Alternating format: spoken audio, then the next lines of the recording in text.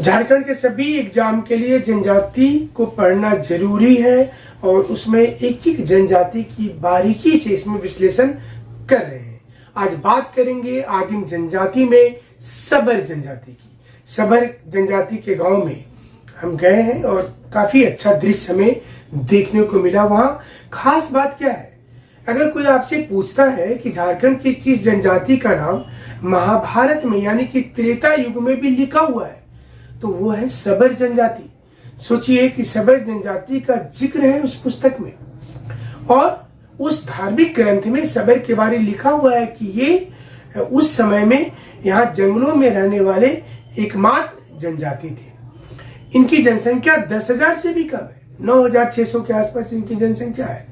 और ये जो है पहाड़ के एरिया को चुनते हैं रहने के लिए और पहाड़ी इलाके में रहते हैं। पहाड़ी खड़िया भी इनको बोलते हैं और प्रोटो ऑस्ट्रॉइड के कैटेगरी में ये जनजाति, आदिम जनजाति ऑलमोस्ट प्रोटो ऑस्ट्रॉइड में ही है। भाषा इनका उड़िया, बंगाली और हिंदी तीनों जानते हैं ये सबर जनजाति के लोग। निवास हजारीबाग में आप देखिए, वहां मिल जाएंगे, हमारे सिंहभूम में मिल जाएंगे, धनबाद में मिल जाएंगे, थोड़ा पलामू में मिल जाएंगे, कुछ संथाल परगना में आपको मिल जाएंगे, गिरिडीह में मिल जाएंगे, रांची में मिल जाएंगे। मतलब इनका भी माइग्रेशन हुआ।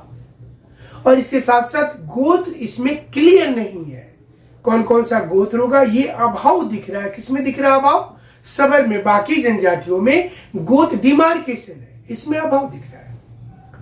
और सबर में झाड़ू, बासु या जमालपति ये सारे उसमें सबर के अलग अलग प्रकार हो गए। इसमें बधु मूल्य को पोटे बोला जाता है सबर जनजातियों में। ये नृत्य करते हैं और पंता सत्या नृत्य होता है इसमें। डोमकच बहुत फेमस है, डोमकच नृत्य होता है सबर में।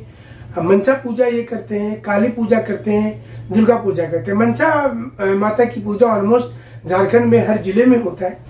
और इसमें परंपरा होती है कि आपसे कोई भी सर्प देवता कभी नाराज नहीं होंगे, कोई नेचुरल हैजर्ड्स, कोई आपदा कभी नहीं आएगी। एग्रीकल्चर तो जरूर से करेंगे और जंगल के सामान का कोई इकट्ठा करना, संग्रह करना, मजदूरी भी में भी सबर लोग होते हैं। बहुत सारे लोगों के बारे में सुनते होंगे कि उनको तमिलनाडु ले जाया गया, ईटा भट्टा में काम करवा रहे हो, हमारे सबर भाई बहन होते हैं। तो वो अब सरकार रोक रही है, इनको रोजगार मिल रहा है और झारखंड की सरकार बहुत अच्छा वर्क कर रही है इनके लिए।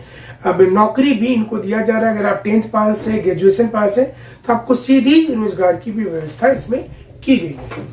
शासन व्यवस्था में इसमें जातीय पंचायत होता है। इसका जातीय पंचायत में प्रमुख प्रधान हो जाते हैं और प्रधान के बाद जो पुजारी होते हैं उसको दिहुरी बोलते हैं। इसके साथ साथ जो सहायक होता है उसको गुड़ाइत बोलते हैं, संदेशवाहक गुड़ाइत। विवाद का निपटारा भी होता है इसमें, सामाजिक रीति रिवाज से होता है, नियम द्वारा किया जाता है तो वो पंच कर लेंगे।